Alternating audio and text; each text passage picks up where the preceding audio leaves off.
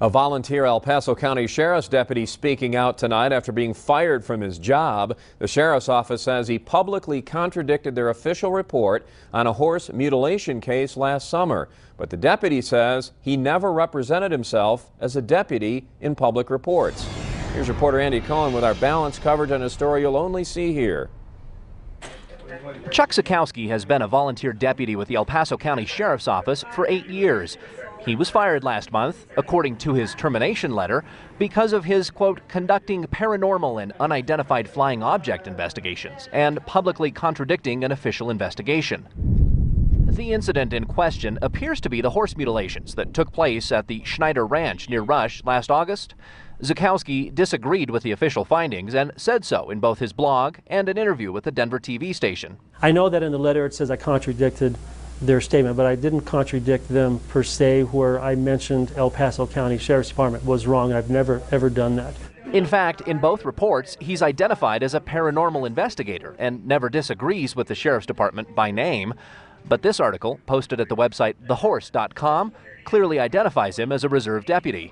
Zukowski says he never represented himself to the author as a deputy and doesn't understand why he wasn't questioned about the report before he was fired. You know, I would have liked to have the opportunity to go in and defend myself rather than just have a couple deputies show up and take my badge and my ID and my gun. We asked the Sheriff's Office for comment so we could get the other side.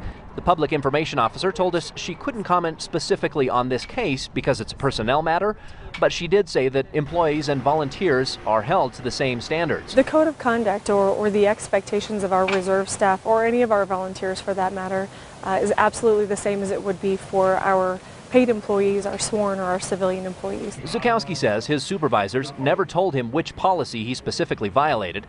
We searched the county's rules of conduct and discovered one provision that limits employees from criticizing the sheriff's office, but the rule doesn't extend to off-duty, private conversations. Do you feel like this was just about, that your termination was specifically because the sheriff's office didn't like what you were doing in your spare time?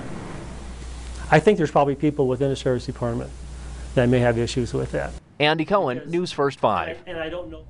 By the way, the Sheriff's Office currently has 37 volunteer deputies on the force. Their combined hours worked saved the department approximately $171,000 last year.